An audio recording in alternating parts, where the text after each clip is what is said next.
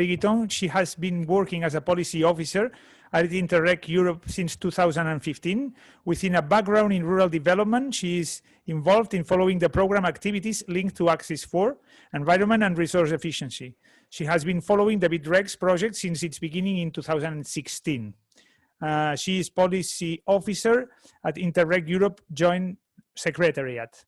So when you want, you can start your talk. Yeah. Okay. Yeah. Thank you. Thank you, Chairman. Well, I'm happy to be here. I'm quite impressed that you gathered such a crowd online. Well, I'm here with you because I want to explain you, to give you some information on three things. First, I think it will be interesting that I show you some results of the program. Second thing, I would like to highlight the contribution of BitREX, which contributed to the good results of that we have currently of the program. And finally, and I think you will all be interested in this, I would like to give you some information about the future of Interreg Europe. So let me try to share my screen. Tell me if it's fine. Yeah. Is it okay? Okay. Okay.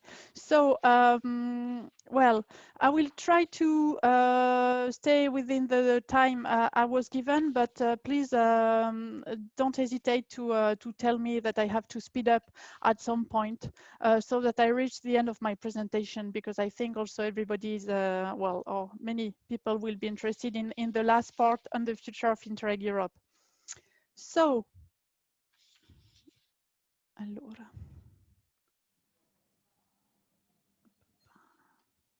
Okay, yeah.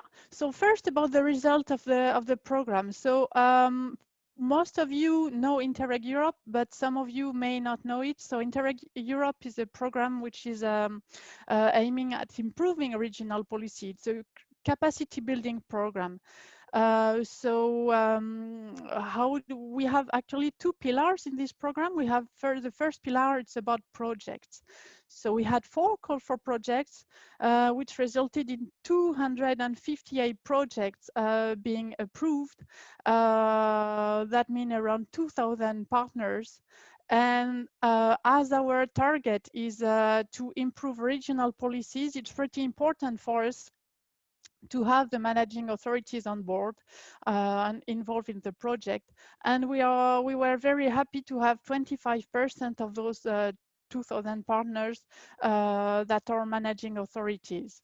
The specificity also of Interreg Europe is that it covers the whole EU, plus Norway and Switzerland.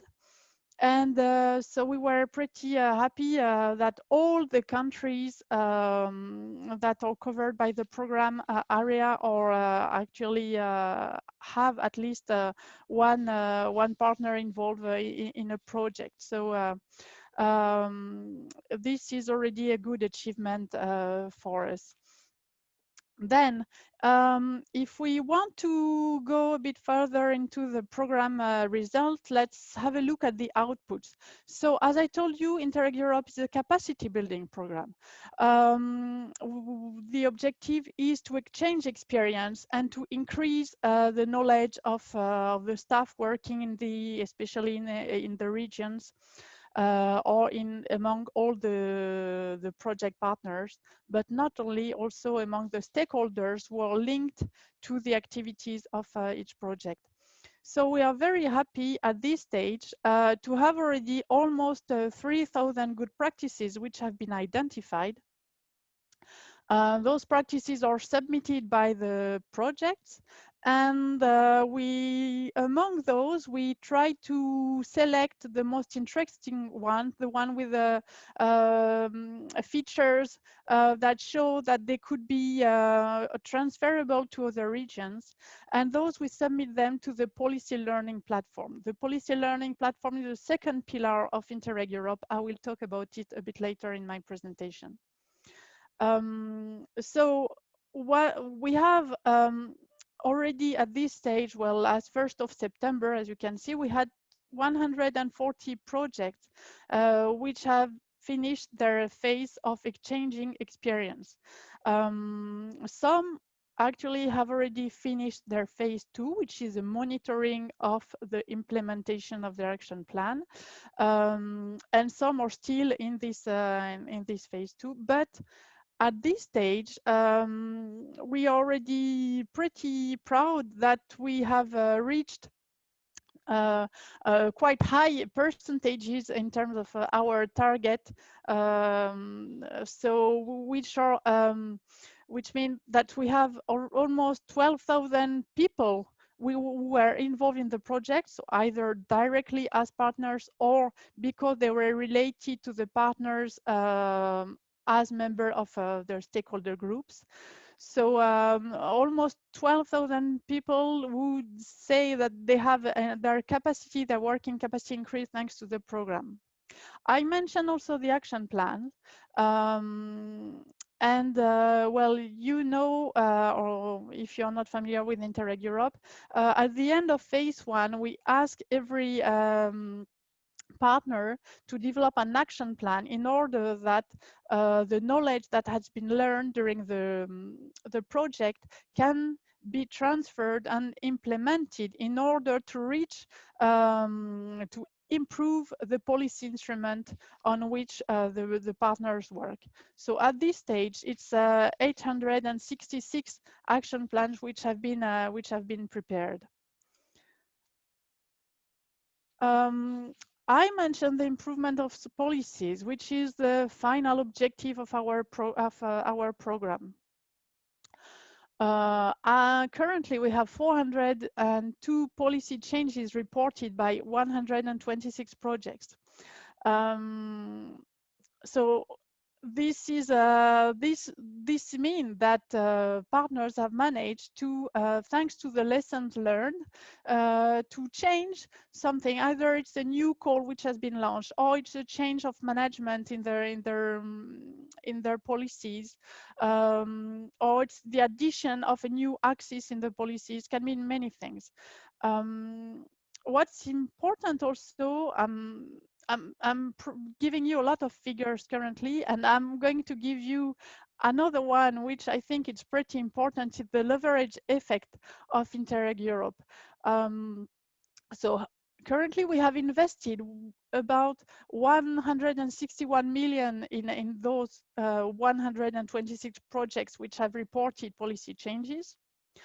And then the leverage effect, meaning the fund which has been an influence thanks to those policy changes, it's 617 million. So that's a leverage effect of 3.8, and we expect this figure still to increase because many projects are still in phase 2, so implementing their action plan.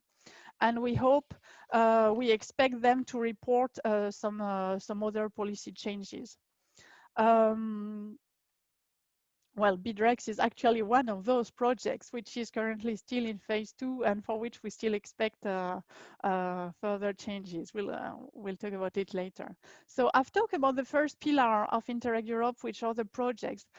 One other important pillar of, well, the second pillar of Interreg projects is the policy learning platform. I've mentioned it because of the good practice database, in which we have the most striking, interesting, or most transferable good practices. I would like to mention also two other activities that we do with the policy learning platform. So our policy learning platform has been developed thanks to involving thematic experts who help us, well, when it's related to good practices, they add an interesting comment to highlight some striking points in those good practices, or they also organize specific activities. So we have one of those activity, it's the peer reviews. This is like a mini project in the sense that it's really focused on the need of a region, and who wants to learn in a very condensed way how to improve a policy, some aspect of its policies.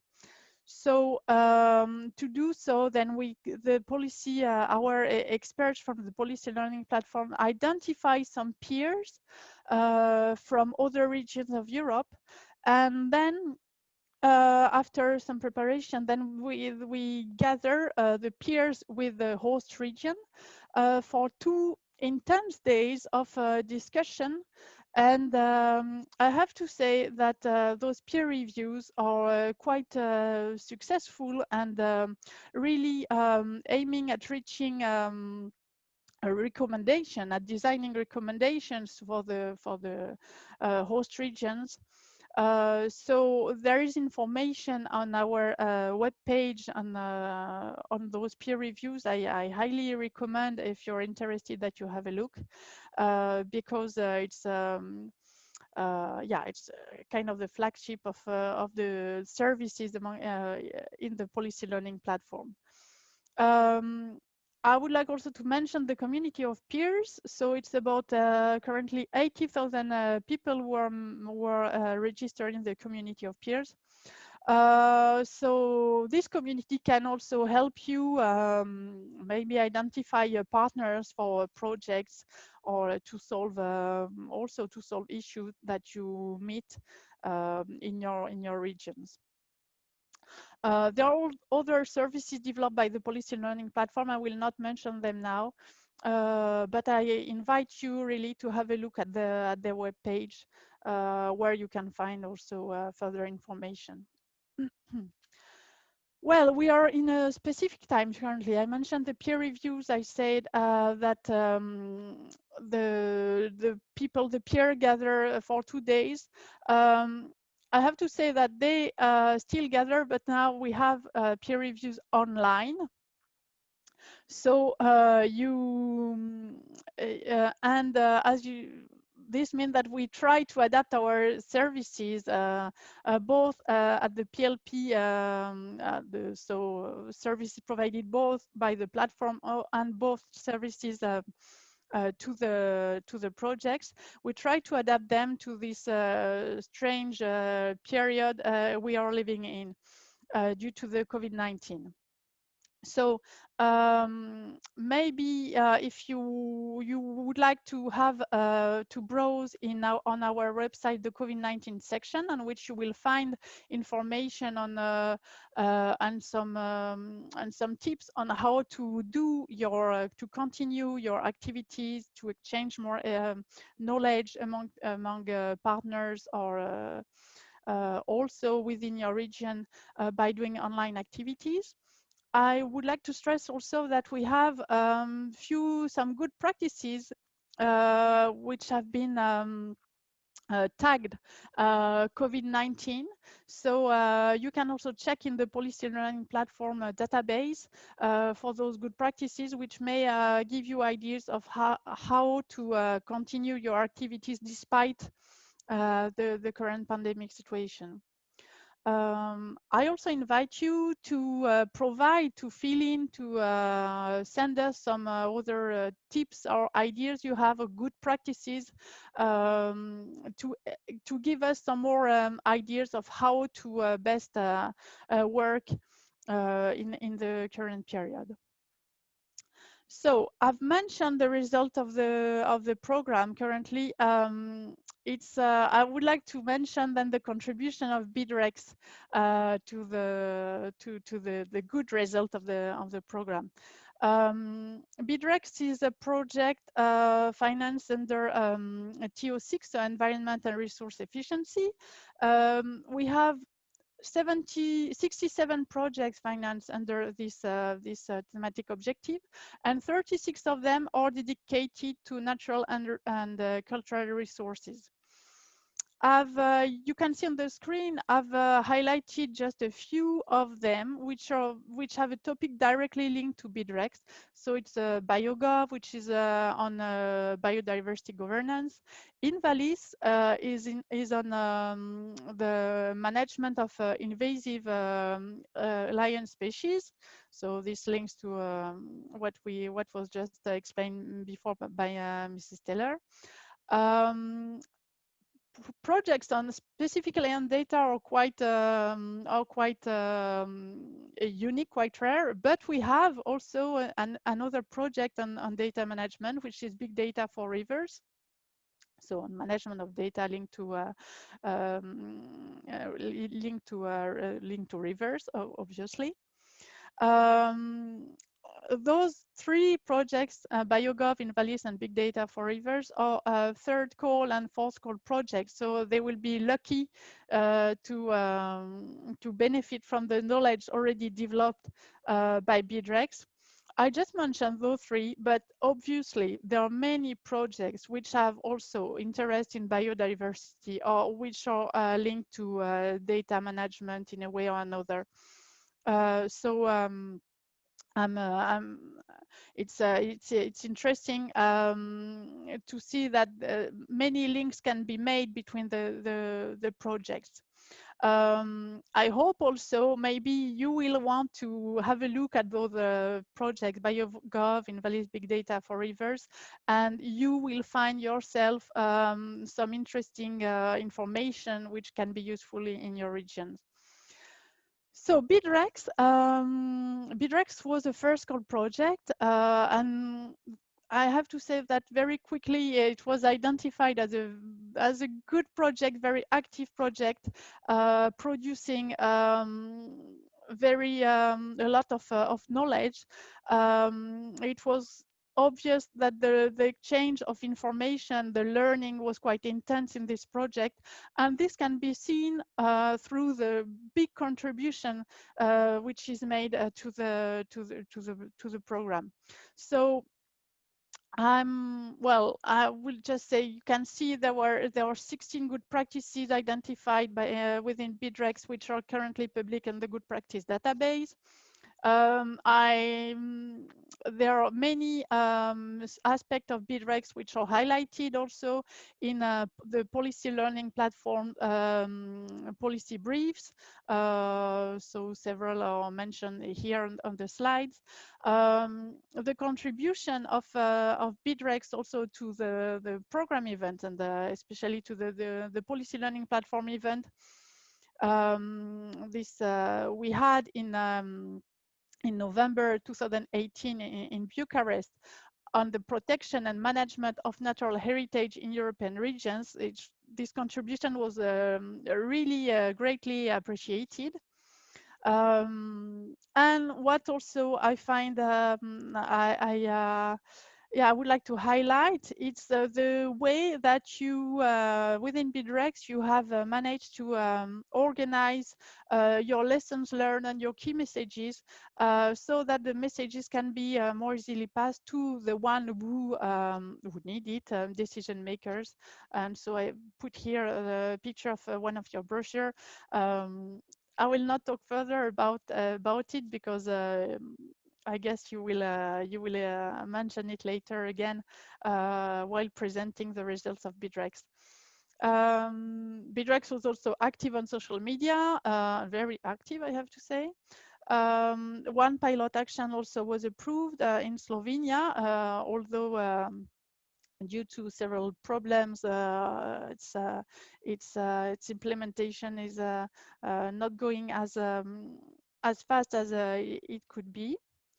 And thanks to all those activities, well, BIDREX has achieved already 2 policy changes in Catalonia and in the Basque Country. So congratulations for that. And well, I know that we can expect more from the different regions of BIDREX. So we'll see that in the next at the very end of your project with the next progress report. But I want already to congratulate all the partners for their active contribution for the to the project and for the good result that you have obtained. And on a personal note, also, I would like to congratulate all the team of the lead partner of the CTFC, and especially Nuria for their good management of the project. Let me now pass to a topic which I think is of interest to many of you. It's the question of what is the future of Interreg Europe. So you may remember, or you may not know, but a year and a half ago in May 2018, Interreg Europe was not present in the draft regulations. But thanks to some to the request of the European Parliament and the Council, Interreg Europe is now back in the regulation, and the work started already last year to prepare the next program and the next cooperation program. You see on the slide that we have on our website a page which is dedicated to explaining you the programming process. And you will also find on this page the first draft of the cooperation program. The process is currently ongoing, so you see it's loading. We have actually a cooperation, a programming committee taking place tomorrow, where the second draft of the cooperation program will be discussed. We will work on it until the end of the year. We hope then the partner states will approve the cooperation program beginning of next year in order that we can send it to the European Commission. And hopefully then we'll have the cooperation program of Interreg Europe approved in the second half of 2021. So currently things are not fixed or still moving because some regulations are not yet finalized. We are still waiting for the budget decision. We are hoping to have the same budget as in the current period, but this is not yet finalized.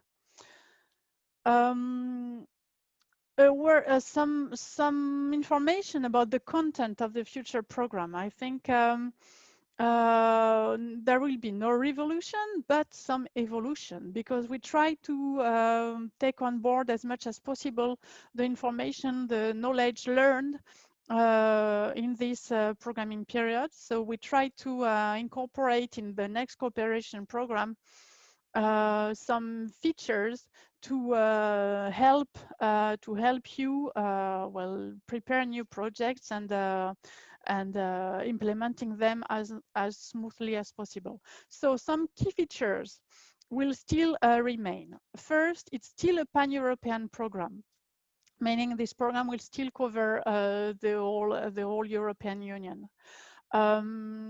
We will still have the similar same overall objective, which is the improvement of regional policies, and especially if possible, we'll try to improve as much as possible the regional European the policies funded by ERDF. So European Regional Development Fund. So this will still be the main objective of the program.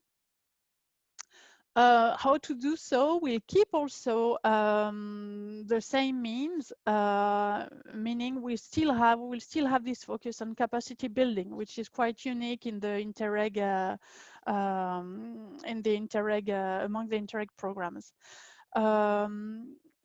However, there are a few things we wanted to improve based on what we have seen first, and you, especially for you working on natural heritage, biodiversity, you will be very happy to see that we want to lighten the focus on structural funds.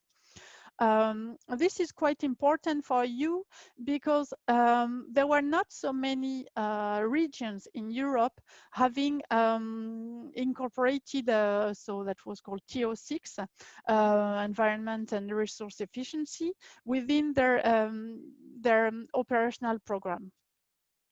And with this lightening on structural funds, so we'll still have a focus on structural fund, and probably it will still be compulsory to have one, at least one policy instrument address, which is a regional operational program. However, it will be easier for projects dealing on environment to access the program.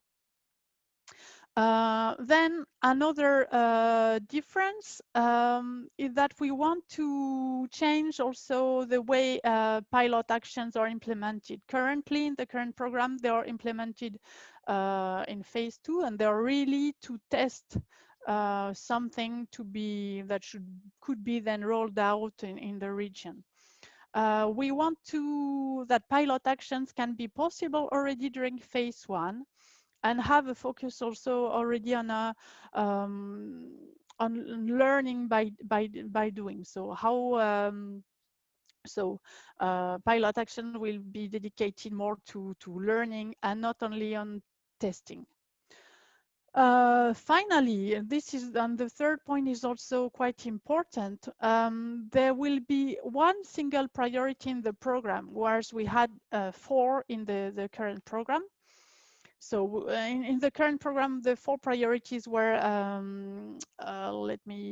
research and innovation, low carbon economy, SME competitiveness, and our objectives, environment and the resource efficiency. So this, we will still, you will still be able to submit projects under 4 priorities. But this will be because there will be actually one single priority, the Interreg specific objective, and this is to better reflect what we do in our program. So there will be only one priority, which will be capacity building, and within this priority you will be able to submit projects on different topics. So this is also interesting for you, because there will still be possibility to submit a project on research or on innovation or on natural heritage, but it will be also possible to go a bit beyond, or to more easily well, you know, there are always projects which are half in low carbon economy, or partly also in environment and resource efficiency. So you won't have this problem of defining in which priority you will be, because you will all work on capacity building. That's it for the main things we will change. Sorry, Mrs. Guitton, we should think on finishing, eh? Okay, yeah, I'm actually finishing. I just would like to say also that we will keep in the next programming period the policy learning platform. So we will still have 2 strands in the program, the activities thanks to project and the policy learning platform. Then I'm done. So if there are a few questions, I'm available. That's it. Thank you very much for your interesting presentation.